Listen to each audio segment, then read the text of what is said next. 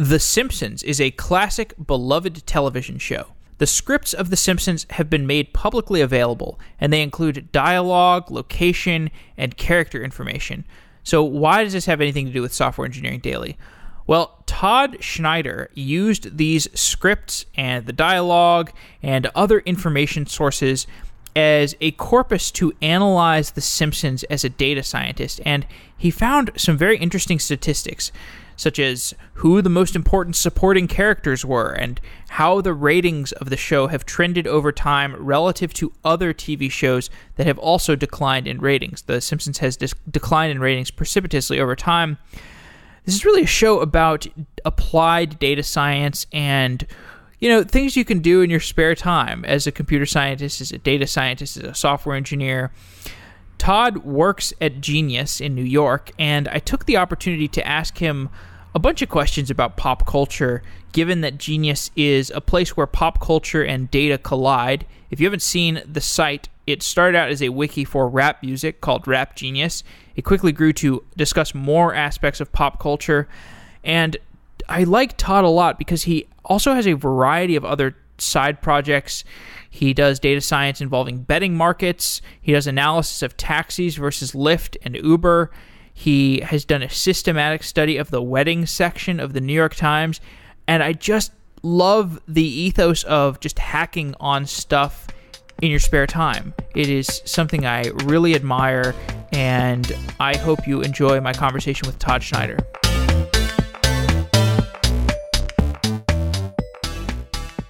Indeed Prime flips the typical model of job search and makes it easy to apply to multiple jobs and get multiple offers.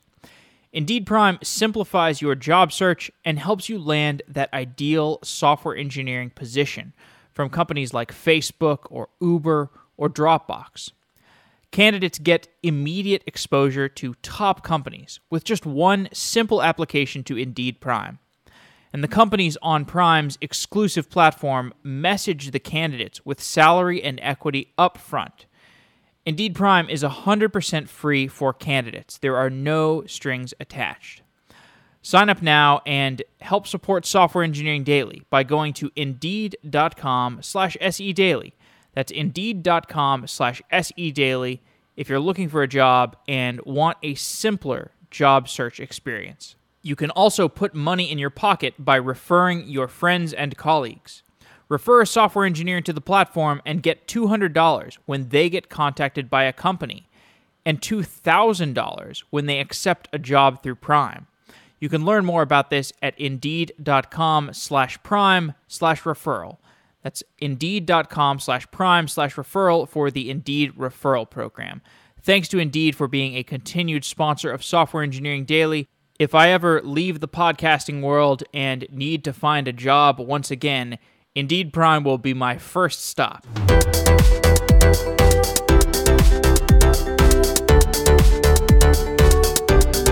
Todd Schneider is a software engineer at Genius. Todd, welcome to Software Engineering Daily. Hi, thanks for having me. You did a detailed analysis of 27 seasons of data on the TV show The Simpsons. Why would you do this? Why would I do? Well, why not? As a lifelong fan of the show, sort of. I mean, I say I'm a lifelong fan of the show, and it's certainly my favorite show of all time, but I haven't actually probably watched an episode in maybe 10 or 12 years, which is kind of crazy.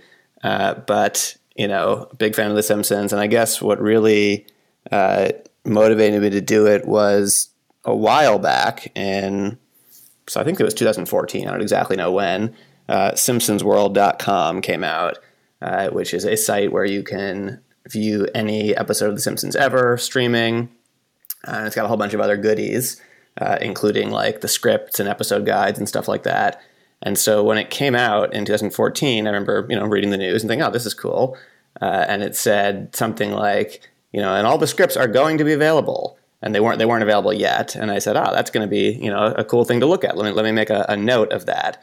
And so I did. And that was, so I guess that was close to 2 years ago at this point. And it kind of like, I set up a Google News alert, I think, to see when the scripts were released. And like, they kind of never were. And finally they were fairly recently, a few months ago. And so I wrote some code to parse them and do a little analysis. But no deeper reason other than that.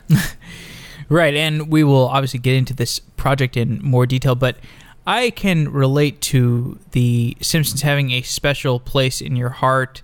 I'm not exactly sure how old you are, but I'm 28, and I remember growing up, there was I don't know when you watched The Simpsons, but for me there was like 6 p.m. to 7 p.m. I think, where Simpsons was on, followed by Seinfeld, and I would watch an hour of TV before dinner every night, and I basically watched the entire. You learn that like the whatever network is airing it. I think it was Fox. They would like bubble the best episodes and just play those over and over and over again. So there are certain episodes that I never ever saw, but I would see the classic ones over and over again. Yeah, that mirrors my experience pretty well. So I'm a couple years older than you are. So one of my earliest memories with the show is actually, I don't remember if it was on at 8 p.m. or 9 p.m. on Sunday nights, and it might have been season 1 or season 2, and it was right on the cusp of my bedtime. And I remember my parents sort of like, there was, I had an older brother, and there was some debate as to whether or not I should be allowed to stay up to watch The Simpsons because I wanted to so badly, even though it was right just sort of after I was supposed to go to bed. But yeah, definitely the hour-long block around dinner time is a family staple. For us, it was always one episode of The Simpsons and then Jeopardy. That was our hour instead of Seinfeld. So it's actually a common refrain in my life. People always assume that I'll be a big Seinfeld fan, and I like Seinfeld. Don't get me wrong. I just haven't seen that many episodes of it because it was just wasn't part of our family routine the way The Simpsons and Jeopardy were. What do you think was unique about The Simpsons? I mean, now there are these other serious cartoon shows that seem somewhat not derivative, but they took cues from The Simpsons. Like Family Guy, I feel like Family Guy took a whole lot of cues from The Simpsons. South Park probably took some cues from The Simpsons. I don't know, when I was looking into preparing for the show, and I like you have not watched Simpsons in a long time, even though it used to be a big show for me. I was looking back at some of the content. I was like, wow, some of this stuff was actually pretty racy or pretty like somewhat controversial for the time. I don't know, what do you think were the things that made Simpsons so special? Yeah, to me, it's actually, so I would actually even tie it to Jeopardy, to my other, the other half hour of my hour-long block when I was in middle school and high school, which is to say it hits so much of, culture at every level, both like, scholarly and also pop culture. It's like, it's shocking how many, trivia questions I could answer correctly based only on, knowing The Simpsons very well. And especially as I've gotten older and sort of like, read more famous books and seen more famous movies, and just like the number of them that are somehow or other referenced in The Simpsons is pretty staggering. And so, as a kid watching it, you don't always necessarily appreciate all of the kind of like just such attention to detail, I guess I'd call it, or just the very intelligent writing. And it's just incredible how much they sort of wove into the show. And I think that's probably what sticks with me the most, is just how much of what you could call like the cultural canon I learned from The Simpsons making fun of it or, referencing it somehow. Right. Now, as we get into the discussion of the data science that you performed on these scripts, so did you know what questions... So you had this big corpus of data, these scripts of the show. Did you know what questions that you wanted to ask up front? Or did you just like clean the data and formalize the data in a way that you knew you would be able to easily interact with it and then decide what questions you want to ask? Or did you have the questions already prepared? Yeah, I would say, more toward the former of what you just said. So, a thing that I always sort of like to, one of my talking points normally when talking about kind of data analysis projects is that often it's like the questions you ask tend to be more important than the sort of methods you choose to answer them, or at least that can be the case in a lot of circumstances. So definitely stuff about, character breakdowns was something that I knew I wanted to look at, and that just comes from, being a lifelong fan of the show and being curious. And so certainly I set out to make sure I could structure things around answering questions like that. But, also along the way, just kind of like other stuff pops up. And again, because, I had this sort of simmering in my head for such a long time, since 2014, I kind of jotted down a few random ideas here and there. Looking at, I actually thought originally I might do a big thing on the popularity of each episode on Simpsons World. So like, what episodes do people want to stream? Because, it's kind of an interesting window into you have a modern audience with this giant back catalog, and like, what do they gravitate to? TV ratings is something that came up kind of just randomly when I was looking at Wikipedia, and I was like, oh wow, Wikipedia has all this old historical ratings data. And so that kind of appeared from there. There's some other stuff that I also didn't end up, like I looked at IMDb a bit, IMDb voting and stuff like that. I just kind of ended up discarding that and not using it at all. But at a high level, I would say I kind of knew what I wanted to look at, and that sort of helped guide how to structure the data. But of course, you want to stay flexible, and if you think of something new along the way, make sure you can accommodate it. So why don't you give the listeners a bit of an idea of how you cleaned and prepared the data and what format you put it in so that you could easily ask the series of questions that you wanted to ask? Sure. So I actually kind of used a Ruby on Rails app, which is maybe not the most intuitive thing because normally you think of Rails as a framework for serving web applications, and this is not a web application. It's just a database. But sort of working backwards, I wanted to end up with a SQL database. I tend to use PostgreSQL just because it's what I know. So working backwards, I want to have a Postgres database that has information about every episode, character, stuff like that. And so how am I going to get there? And I find that using Ruby on Rails and the sort of active record system is just a good way of structuring things. So what I did was I thought about, okay, what kind of, what are my models here? Like, what are my tables? And the most obvious one is episodes. So definitely one record for every episode in the history of the show. And that is kind of really the first thing. And then, everything else kind of stems off of that. So what attributes does an episode have? Well, it has the obvious stuff, like it has a name, it has a season, it has a production code, it has, the date it aired, stuff like that. But then you also have all these kind of like supporting pieces of data. So what do I mean by that? Well, one thing an episode has is a TV rating. It has a number of votes on IMDb, an average vote score on IMDb. And then, most crucially, it has what I stored is actually just a, full HTML blob from Simpsons World.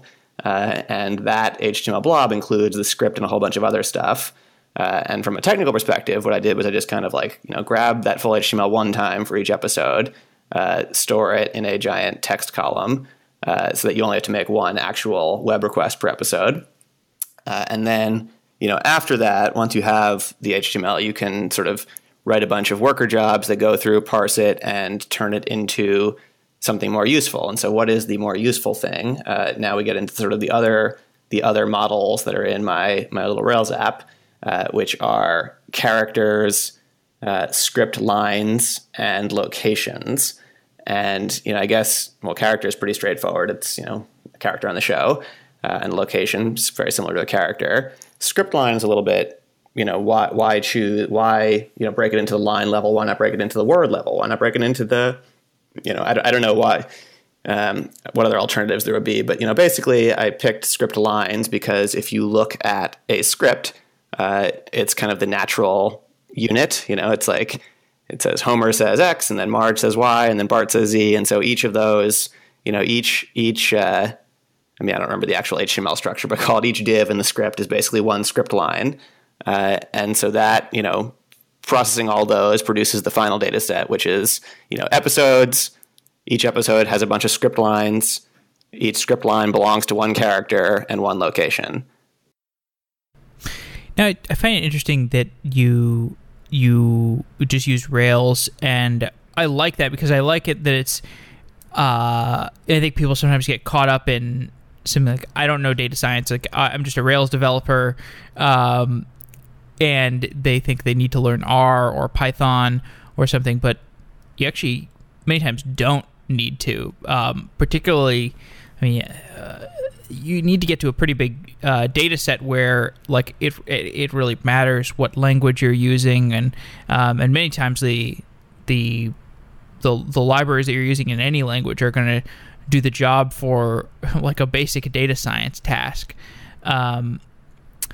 So what kind of did you have? I think there were some examples where, like, you had you did a stat where you found the gender ratio, like you found the how women were represented in the show versus male characters.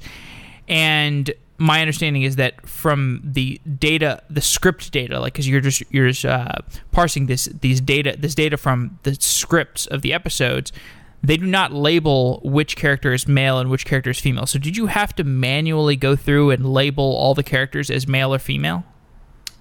Short answer, yes.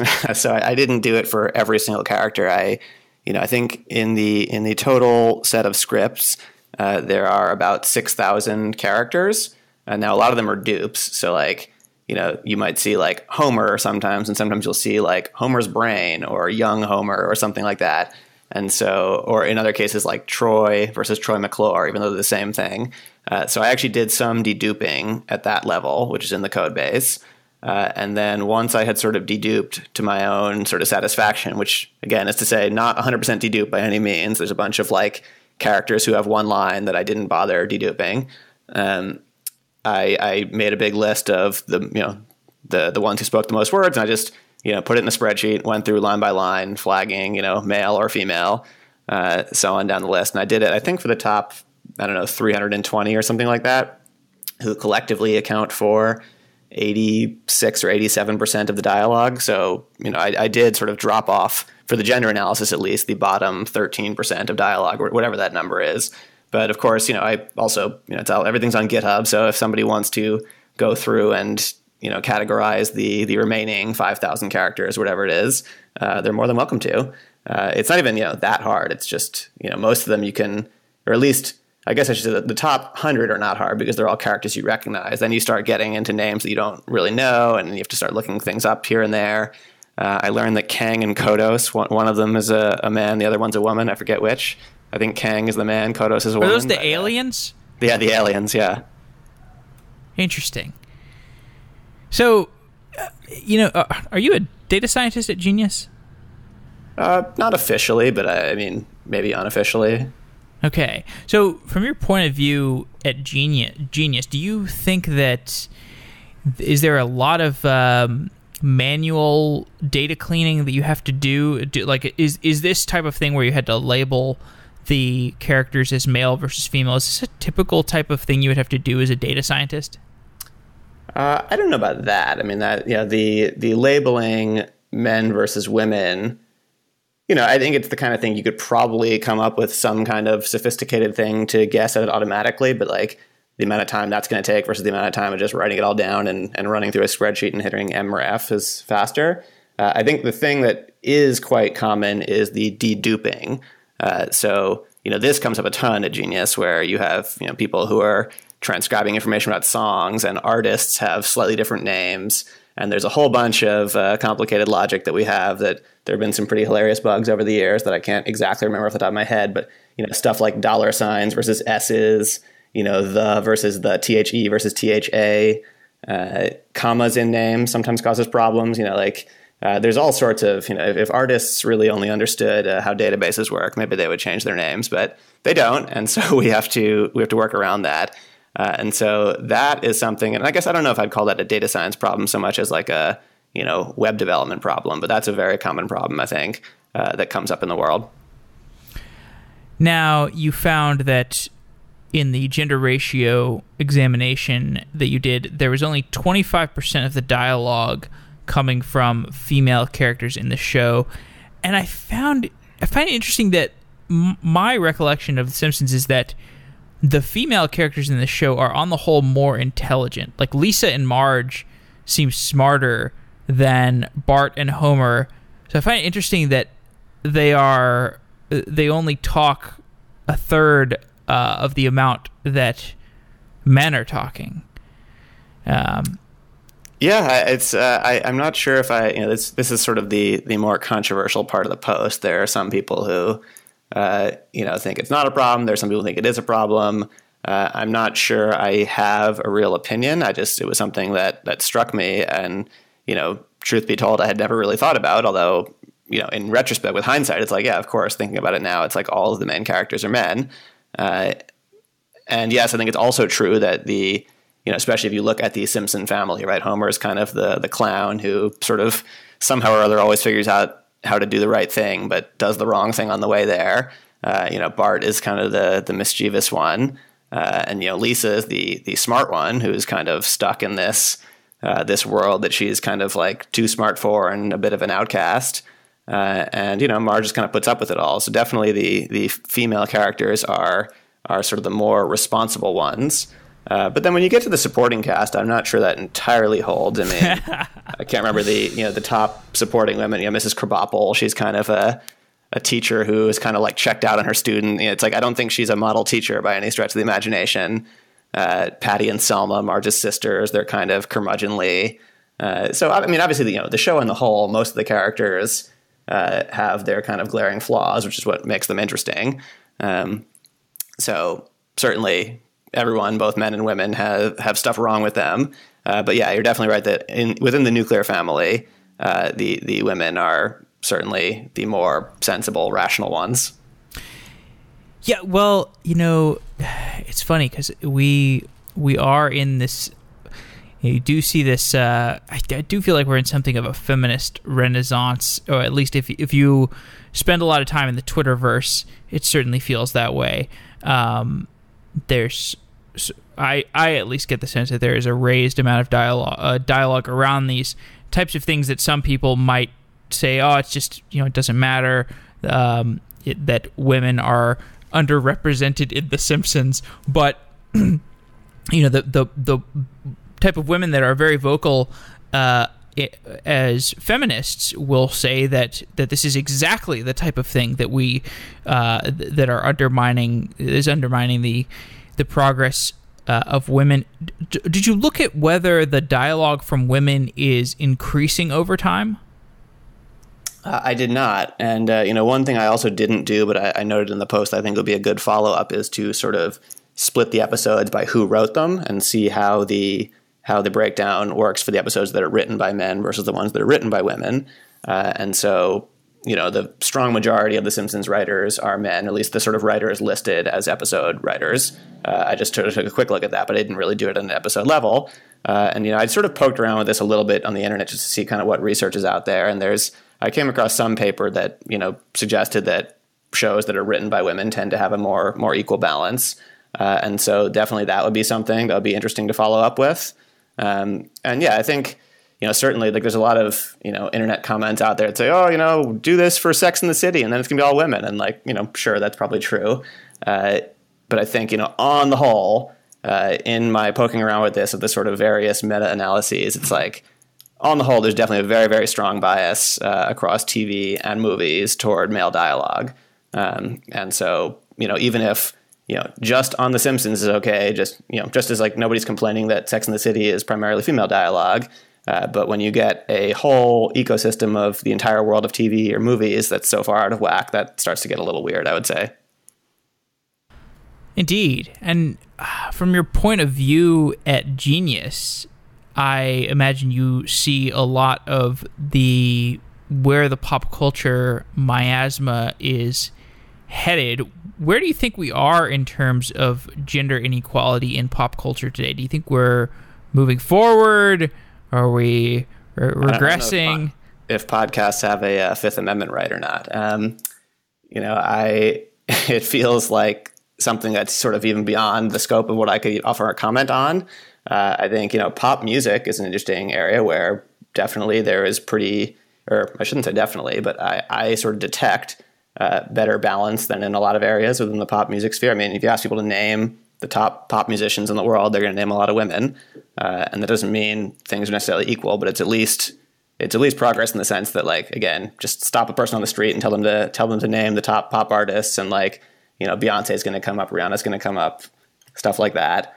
But, I don't pretend to be able to answer that very difficult question on my own. So you found that the TV ratings of The Simpsons are declining by episode. This is from a span of 25 years, from 1990 to 2015. Do you think 89, actually. 89? Okay, wow, so 26 years. So do you think this is due to the quality of the show degrading, or is it like just changing trends in media consumption? Like we've got so much more media available. Or... Short answer is that it's both. I think, undeniably, and I included this in the post, one of the interesting things had nothing to do with The Simpsons, but I took from Wikipedia the Nielsen ratings for the top 30 shows each year from 1989 through today. And so if you just look at that data, I actually looked at the top 30 shows from 1950 through today, and I made a graph of that. And if you look at that, it's just sort of startling how much higher the rating on an individual show was, 60 years ago. And of course, there's a lot of good reasons for that. It's like back in the day, there were 3 channels, and now there's, hundreds, if not thousands of channels and streaming options too.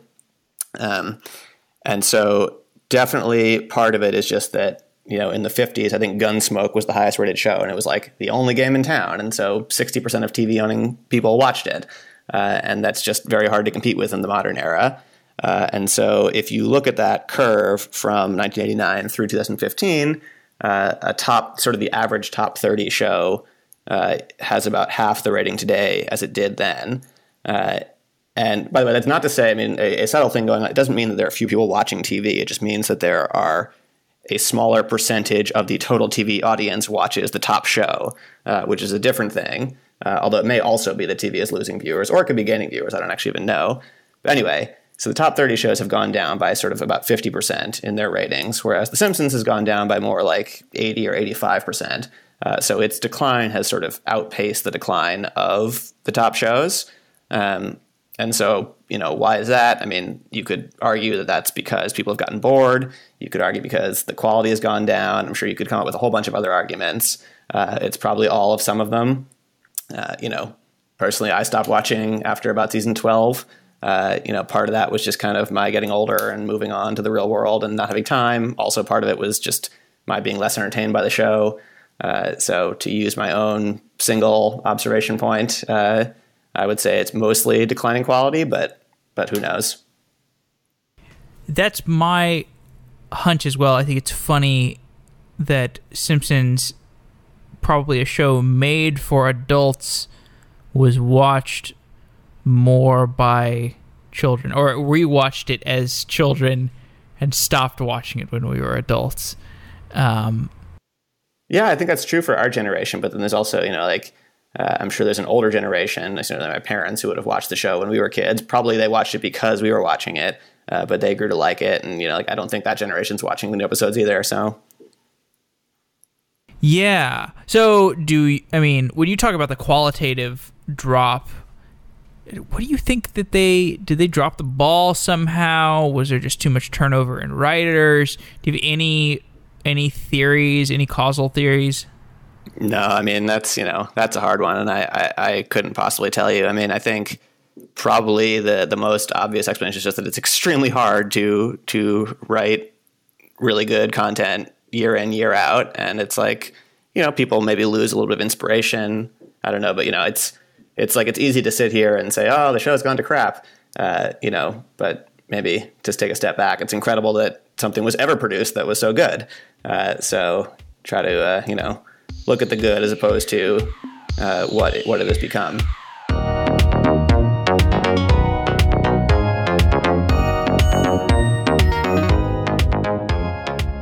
Apache Kafka is a distributed message broker that's a great choice for managing large volumes of inbound events, building data pipelines, and acting as the communication bus for microservices.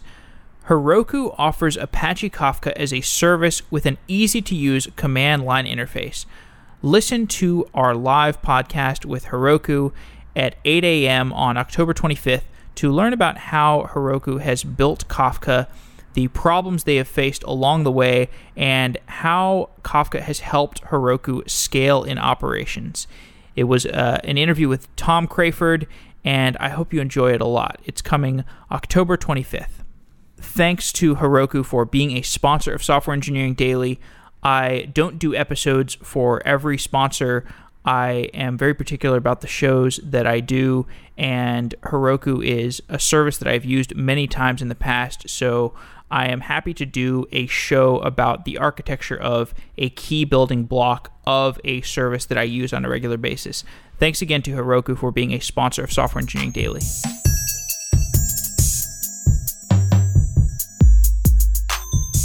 But although South Park seems to have survived, South Park seems to have, I mean, obviously hasn't been going on as long as The Simpsons. How many seasons of South Park has there been? Like 15 or something? Probably more. I mean, I'm just kind of going to guess now. I'm going to guess it started in like 97, 98. And so that would put it at 17, 18, something like that. Yeah, South Park. I mean, like, I don't know South Park as well as The Simpsons. I actually didn't really watch it for a long time when it came out. And then I started watching it a few years ago, or I guess I say a few years ago. It's probably 10 years ago at this point that I was watching South Park. And yeah, I like South Park too. And, there's been a ton of stories written about those guys, and they're kind of like, they have a weird routine where like they don't even write the episode until the week of or something like that. And so that's right. There was a recent article about them that I read. It's like I'm not an expert on them, but I think that their general process is to not write an episode until start the week before it's going to air, and that kind of lets them be like as up to date as possible. And they'll be referencing things that like happened yesterday or 2 days ago. And all sorts of stuff like that. And obviously, I'm sure that puts a ton of stress on their team, but, that's what they go for. And I think it's like, I'm sure it's incredibly difficult. And just to be producing, any output, let alone high quality output at such a high volume, is just a really tough undertaking. Do you know anyone who watches The Simpsons these days? I don't think so. I'm not sure I do. So can you do this for other shows? Are there other websites like this? Like, could you do this for Wheel of Fortune, I guess? Probably. I mean, I don't know. What would the data science of Wheel of Fortune be? Well, you could look at clues, what words have come up in the clues a bunch. So actually, well, you say Wheel of Fortune, Jeopardy is one. So Jeopardy, that's the one that you liked. Okay. Going way back, or not way back, but something you mentioned earlier about sort of using Rails as a kind of data science sort of project backbone, or you want to call it. I actually gave a talk about this at RailsConf in 2014. Kind of the pitch being that like, hey, if you want to do data science, whatever that means, you don't have to sort of pick up one of these kind of tools known for its data science-ness. You can just use Rails. And my example I gave was a site I built a while ago called Wedding Crunchers, which was sort of an analysis of the New York Times wedding section. And that's also a Rails app. And it does a bunch of stuff like, parsing HTML, spitting out words, analyzing which words come up most frequently over time in New York Times wedding announcements. And so my talk was kind of about how to do this using Rails and why Rails is well suited for it. And actually one of my colleagues, a genius, ended up adapting that code to do the same thing for Jeopardy clues over time. And so that was kind of funny. He wrote it, I forget where exactly. I think it was maybe in time.com or something like that. But it's like Justin Bieber comes up now as often as Abraham Lincoln or something like that. And so you could see that trend over time in Jeopardy clues, where obviously 15, 20 years ago, there were way more Lincoln questions than there were Bieber questions. But today, there are just as many Bieber questions as Lincoln questions. So that's actually an analysis of Jeopardy that's been done by someone I know. As for, would I personally do other shows? I think that also, the short answer is probably not. And the kind of the real interesting there is like, could I do other shows? Do I even have the knowledge? Do I have the like sort of personal interest to write something, to do an interesting enough analysis and write about it for any other show? And I'm not sure I do. And I think it would be, if somebody paid me money to say, hey, write something interesting about, some series I've never seen. It's like, I'm not sure I could produce something good because, The Simpsons is just something that's so ingrained in me over the years. And without that kind of just like osmosis or whatever you want to call it, like, I don't know if I would know exactly where to begin for another show. Yeah, I thought it was a good. Another question you asked was which Simpsons character spoke the most words for the duration of the series, and it's a pretty simple question to ask, but it's actually a particularly good question to ask for The Simpsons because, as you point out, there is this debate about is the main character of the show Bart or is it the main character Homer? And you had some interesting statistical answers to that, but because you are familiar with the show, you knew the question to ask. Another interesting thing I thought from that statistic was that Mr. Burns was the 5th most frequent speaker on the show. Is Mr. Burns the antagonist of The Simpsons? Well, I think he is the closest thing to a villain. I mean, certainly he, at times, is fairly villainous, but I think most of the characters in the show, ultimately do good. And, there are episodes, I mean, it's obviously crazy to call an episode the best episode of all time, but, I think more people consider Last Exit to Springfield, the dental plan episode, the best episode of all time than any other episode. And that, very heavily revolves around Mr. Burns and his sort of, his ruling over the workers of his nuclear power plant and her taking their benefits away. And, of course, Homer becomes the unwitting union leader and sort of eventually wins them back. And it's kind of a very, I don't want to say classic, but it's sort of, a common trope in literature over the years of, the kind of the factory owner versus the workers. That's a very common dispute. And so, yeah, I guess he's the closest thing to a villain. I mean, one thing that I read, somebody in responding to my article pointed out that this guy, John Swartzwetter, I don't know how to pronounce his name, but he's the most prolific writer of The Simpsons. He's written, more episodes than anyone. And apparently he really loved Mr. Burns, and he wrote just a ton of Mr. Burns episodes. And so it's not surprising to me that Mr. Burns is the biggest character outside of the family. And yeah, I guess to answer your original question, is he the villain? Like, he's the closest thing to the villain, but he also at times does good things too. Yeah, and I think there are also episodes where he gets somewhat victimized, and the watcher of the show is convinced to feel sympathy for Mr. Burns. It's almost like that's like the Lolita trick where you make the antagonist seem like the source of sympathy. I think I remember really feeling my emotions being tugged on, because it's so easy to get your emotions manipulated when you're like a 7 or 8 year old who has not seen these tropes before. Sure, and Mr. Burns, I think, he's often portrayed as very frail. He's old. He's aware of his mortality. Right. He has so many illnesses that if anything were to change in his body, that it would all come collapsing down. But yeah, I'm thinking now of the episode where he wants back Bobo, his stuffed doll, which is of course a take on Citizen Kane and the sled. Yep. And that episode all about him sort of fulfilling his childhood sort of innocence, stuff like that, and it's obviously paints him in a much nicer light. Yeah. So, you have a number of other data science projects that are pretty interesting that I read about on your site.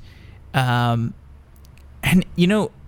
like I think it's really cool that you just have a bunch of side projects. I have done side projects throughout my life, and a lot of times I will just like think of a topic that I'm somewhat passionate about, or something that I'm interested in, and find some angle to be able to hack on this domain area. You conducted a study of yellow taxi versus Uber versus Lyft ride data over the last couple of years. What conclusions did you take away from that work? Why did you start doing that experiment? Well, that's a good question. So, that I think, similar to The Simpsons, is just something that's interesting to me. And, I live in New York. I've lived in New York. I'm not from New York originally, but I've lived in New York now for 10 years.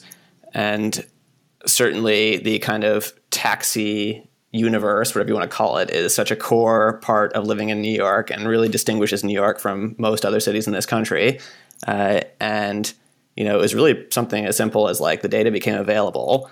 And that was, I don't know, I think that was a year and a half ago. The Taxi Commission just released this giant data dump of over a billion trips spanning 6 or 7 years, and combination of thinking this is a fascinating data set. I know how to handle data sets of this size. That data set is it's pushing up on the limit of what you can do on like a single computer without sort of having to jump into more sophisticated techniques, farming out work across multiple computers. So you can still fit it on one computer, but just barely. And yeah, I mean, Uber's ascendance in the past few years has obviously been a huge change for the city. I live in Brooklyn, and Brooklyn is not known for its yellow taxi access, and so now I find myself taking way more Ubers than taxis. And so, of course, a very naive question to ask is my experience normal? Is it unique? And you can look in the data and find out no, yes, it is quite normal. And in Brooklyn now there are way more Uber rides than there are taxi rides. And that's pretty sensible just because taxis don't serve Brooklyn that well. But in Manhattan, taxis are still quite a bit bigger. They're also losing market share. And so that's an interesting thing. And then, the other, I would say, just kind of funny element about the taxi data set is just the number of kind of stories you can tell about it. So, looking at, where do people hang out at night? Like where are the most popular late night clubs? You can look at where the cabs are picking up and dropping off at 2 a.m. on a Saturday. And, sure enough, in my neighborhood, it's definitely right near the clubs. I live in Williamsburg, Brooklyn, and there's a couple nightclubs that are, 10 blocks from me. And like, that's where the action is at night. And it's kind of, I don't know if there's anything, well, certainly there's nothing surprising there, but it's fascinating to, see such a human phenomenon in this kind of cold, big data set full of numbers. And I think that is just a powerful thing you can get out of a data set like that. Why is this data public? Why is this data from Yellow Taxi and Uber and Lyft all public? Yeah, that's a good question. And, I think, a short answer, I don't know. It was originally, there's a law governing the freedom of information. I think it's called the Freedom of Information Law. And people can request certain data sets. And I don't know exactly what criteria have to be met for the city government or the state government to release the data. But somebody did this with the taxi data a while ago. And so the data set was released. And it was kind of released in a kind of ragtag way. And people, I think, kept requesting more and more data. And eventually they just kind of standardized it. And they said, here, we'll just report it in a standardized way so that people can stop asking for it. And one thing is that and I wrote about this, is there's some sort of privacy concerns with that, I would argue, that you're giving out taxi data where every trip includes, a timestamp, a very precise latitude and longitude coordinate of where it picked up, and a latitude and longitude of where it dropped off. And so, I gave an example of finding, somebody's giant house out somewhere in the Hamptons. And it's like, well, if you want to know where this person got in the taxi from that they took out to this house, like, you can know. It's right here. It's this corner in Brooklyn. And that's kind of a, probably bad thing. Now, Uber, or not just Uber, but all of the for-hire vehicle data set, which is different from the taxi data set, they don't give precise coordinates. They only give sort of like general neighborhood. So they'll say like this was on the Upper East Side or this was in Tribeca, something like that. And that's probably better, truthfully. It's obviously less fun from a sort of pure data perspective. Probably the most talked about thing in that post was the map I made of just, plot pickups as individual tiny little dots. And you make this kind of very vivid map of the city. Sort of weighted by where the cabs are. So Manhattan shines very bright, the airports shine very bright, and then kind of the areas in between are darker, but you can still see where the roads are and where people pick up and drop off. And so you can't make a map like that without the coordinates. But, probably all in, they shouldn't include the coordinates. It is funny how often these huge data sets get de-anonymized. Like, whether you're talking about Netflix data, like the Netflix prize turned out to be somewhat scandalous because it got de-anonymized. I know there's been a number of cases about this, and it's interesting. The question I would like to know is the what are the demographics that are still hailing cabs, particularly in San Francisco, where ride sharing has just gotten gigantic? There's still so many cabs, and I see this. I don't know. It just always surprises me when I see somebody hailing a cab. I saw a young, well-dressed guy who looked like a banker or something hailing a cab the other day. I was like, what is the context that is making this person hail a cab? Like, did they get kicked off of Uber? Or I'll defend them in Manhattan. I mean, I think in Manhattan there's a lot going for cabs. There's so many of them. You can often get one faster than you can get an Uber. And, I think increasingly less the case, but certainly a year ago I had the distinct sense, and this is based on nothing but my personal observation, that a lot of Uber drivers didn't necessarily know where they were going. And so, like, there's nothing more infuriating than getting into a car in Midtown Manhattan, which is, a very rectangular grid, and saying where you're going. And then the person has to, like, punch into a GPS to be like, how do I get there? It's like, just go north. And so, I definitely am sympathetic to taxis in Manhattan, especially if it's, some time of day when you can easily get one. The weather's nice. They're just going to be faster than Uber. It's going to be faster to get one than it is to wait for an Uber. But yeah, I mean, look, I speak with my own feet or whatever by using Uber way more than I use taxis at this point. Is there a streak of anti-tech people on the East Coast who are particularly sensitive around sharing economy topics? Like, I have a really, really good friend who lives in New York. God, I'm such good friends with him, and it's so frustrating because every time we talk about Uber or sharing economy, anything, it's just an argument. And I don't know if it's an East Coast thing or if it's like, I think this does exist in some pockets of the West Coast, where, I don't know, people throwing rocks at the Google bus or whatever. But do you get into these kinds of arguments with people? Not really. I mean, I don't. I think there's definitely, the tech startup industry on the whole has some image issues. No question about that. It's not confined to the sharing apps. I think most people in New York view Uber as a huge improvement, especially people who live in the outer boroughs, and so people really like Uber. And there's also, of course, there's Uber and Lyft and all them are always kind of dealing with this question of independent contractors as employees and the drivers' rights and stuff like that. And that's I'd say still an issue.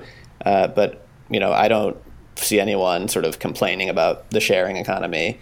I have heard, like, Uber Pool, I guess, is something that is people maybe make a little bit of fun of. So I haven't used a lot of Uber Pool, but the sense I've gotten is that people who take it, if you're going like from a crowded place to another crowded place, it can take forever because there's going to be a million stops along the way. So I've heard that complaint leveled at Uber Pool just for being not a great service, but I don't think people sort of make fun of it.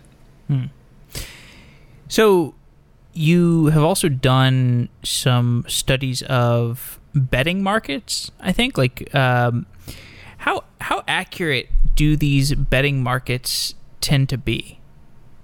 Well, it's funny. I was just looking at this today. So right now, Donald Trump has about a 15% betting chance to be the president, which sounds pretty low. And then you look at the vote on the Brexit, and the morning of that vote in the UK, the betting market said there was a 10% chance that the UK was going to vote for Brexit. Oh my! And so, obviously that happened. And look, the fact that it was 10% had happened, of course, doesn't mean that anything was wrong. It's just people have a very difficult time sort of internalizing what a probability means when, real life, you only get to play things out once. And so I did this, I've done a bunch of sort of prediction market work over the years, but I wrote a bigger thing a few years ago, mostly revolving around sports. It's actually a Simpsons reference. It was the Gambletron 2000, one of Professor Fink's creations. And, on the whole, I sort of looked at, and I think at the time I had maybe 10,000 events or something like that, 10,000 sporting events. And, it matched up very closely. So events where one team is a 20% chance to win, like on the whole, they win about 20% of the time. So they're pretty good. And that, shouldn't be terribly surprising because if it were easy to make money as a sports gambler, I think a lot more people would be doing it. And it's sort of, I think, and I do enjoy gambling, but I'm definitely not a professional gambler. And the sense I get is that it's very difficult to make money as a professional sports gambler. And so, yeah, I don't think it's terribly surprising that people tend to get it just about right. Yeah, the Brexit versus Trump vote is pretty interesting. Well, it's extra interesting because it's, of course, like a similar, they're kind of related, not just the fact that they're at comparable odds, but like similar kind of forces are at play in sort of each, people who voted for Brexit in the UK, I think, share a lot of similarities to people who are going to vote for Trump in the US. That's right. And I think it is further complicated by just this weird sense I have that the media, I don't trust that the pulse of the media is representative for how true public opinion is going to translate into votes. Like this thing where the tape of Trump saying these misogynistic things was released to the media, and then the media is like, I almost felt like the media like got into a room and was like, all right, we're going to decide that this tape is going to be the thing that destroys Trump. And then like you've just seen the narrative explode around that, and maybe that's how the public actually feels.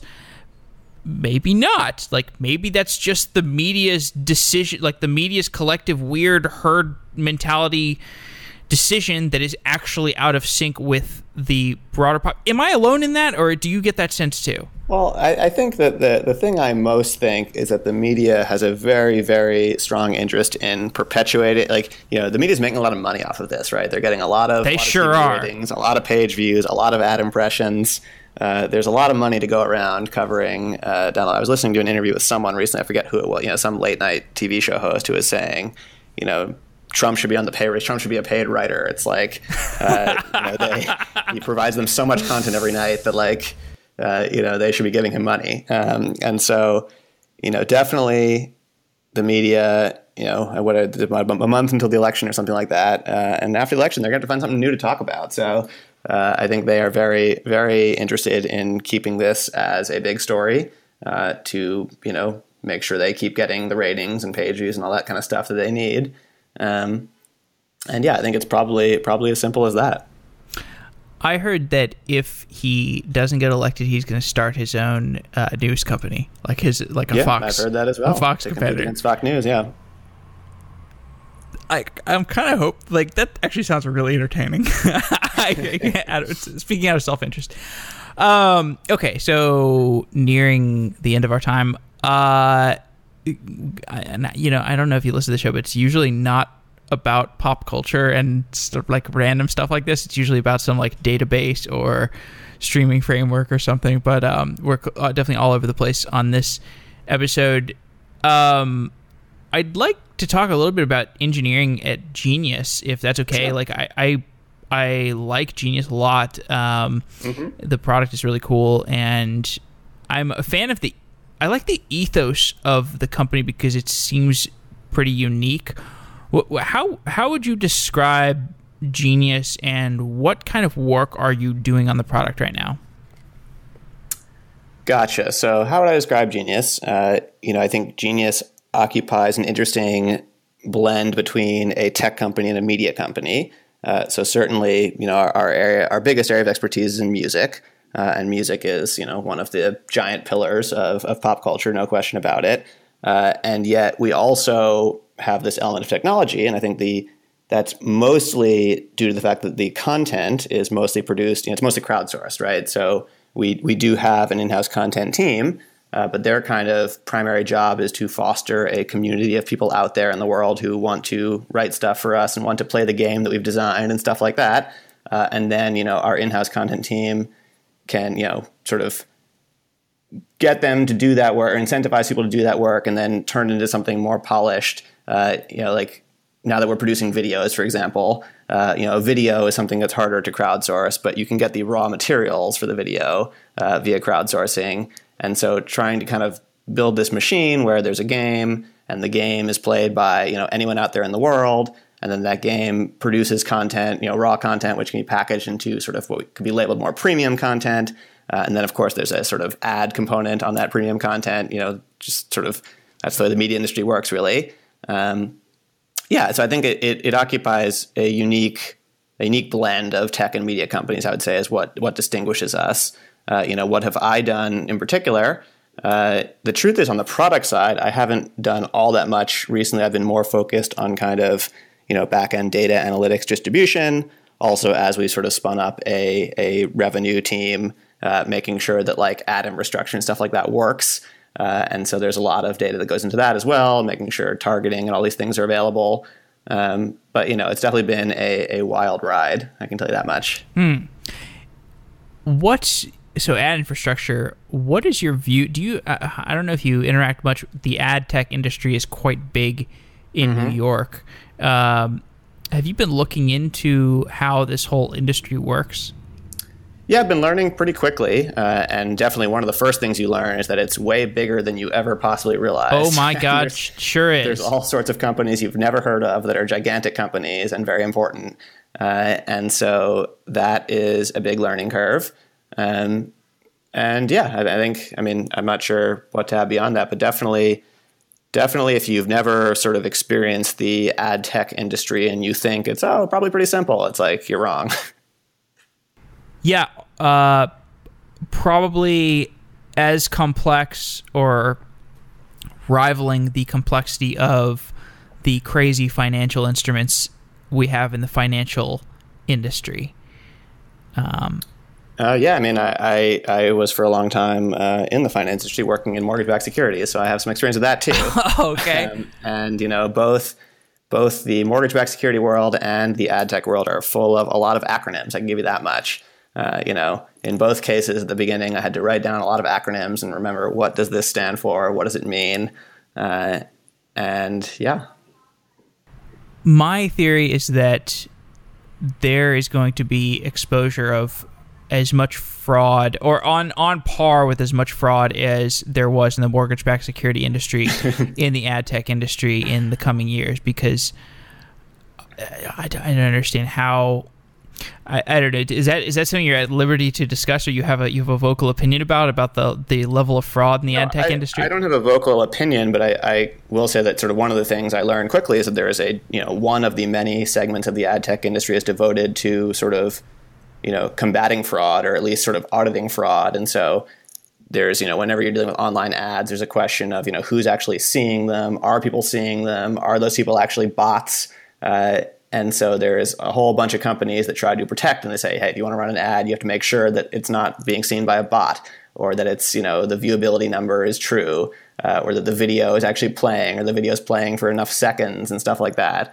And so there's, a ton of work that goes into just these questions of sort of making sure that they're, purporting to make sure that ads are what they say they are, and they're being seen by the numbers that whatever ad servers are reporting are true, and that it's not all bot traffic and all sorts of stuff like that. And so, I don't have an opinion about what kind of fraud may or may not be uncovered in the future. Certainly there was a big story recently about, one of the big companies who might have been overcounting video ad impressions. Like, I have no idea if that's true or not, but, stuff like that is certainly coming out. There are a lot of companies that try to fight stuff like that. I have no opinion other than to say that it's complicated and a big industry. What makes me nervous is that when you talk about companies that are processing financial transactions, these companies are pretty used to a dialogue around fraud, and they're very comfortable having a dialogue around fraud, and they're going to ask the right questions. They're going to put in a lot of protective measures around fraud. But I get the sense that there are still a lot of media buyers that have no idea how fraud-laden this industry is, and they're maybe they're working at Frito-Lay or something, and they're buying advertising for Cheetos across the internet, and they just have no idea how many bots are viewing their ads. But maybe I'm totally wrong about that. Yeah, I think you're probably right. I think in my experience with big financial institutions, and I didn't work for a big financial institution, by the way, but they all have giant compliance departments full of people who do nothing but, worry about whether or not they're complying with the many rules. And that's not to say they do always. Obviously, plenty of things have gone wrong, but there's giant compliant teams. And I don't think there are giant compliant teams in the sort of ad world, or giant compliance team. At least I haven't seen them. Maybe there are, but and so, yeah, I think that probably there are fewer people who kind of realize what could go wrong. Then again, you could argue that a bot viewing an ad is probably a less significant thing than a lot of the sort of financial abuses that happened. Yeah, I think the ad tech industry is much smaller, I guess. But I feel like Google is an ad tech company and they're a really big company. So not sure. But I got to be careful. I can't accuse Google of fraud yet. Yeah, I don't know. I don't know. This bot stuff creeps me out. And I also feel like, I don't know if you saw that several days ago, where like there was like a Trump won hashtag that was like a hashtag like after a debate that Trump won. And like most of the tweets about it were originating from Russia. Yeah, that's just good old fashioned cleverness, I would argue. I mean, I actually saw some Trump ads on, I think it was the Wall Street Journal homepage. It was some newspaper, not the New York Times, after one of the debates, and it was an ad. It was just a banner ad, and the banner ad just said Trump won the debate or something like that. And it was like, I thought, hey, that's pretty clever. You just put an ad there, and a lot of people are just going to kind of scan it. They're not going to click it. They're not going to notice it's an ad. They're just going to think it's a headline. Not a bad way to try to get an impression. Sure. Yeah, but what I think is that that trending hashtag came from bots, like perhaps like Russian botnets that were purchased, but I don't know. I don't want to get into conspiracy theory too much. Okay. Well, Todd, this has been a great conversation. Covered a lot of different things. And I want to thank you for coming on Software Engineering Daily and talking about random data science projects. Yeah, my pleasure. Thanks for having me. And if the audience out there hasn't tuned out and they're looking for something more technical, most of what we've talked about is on GitHub in code form, open source, and you can see the actual sort of code written and what it does. So check it out. But yeah, this has been a lot of fun. Thanks for having me. Thanks to Symphono for sponsoring Software Engineering Daily. Symphono is a custom engineering shop where senior engineers tackle big tech challenges while learning from each other. Check it out at symphono.com/sedaily. That's symphono.com/sedaily. Thanks again, Symphono.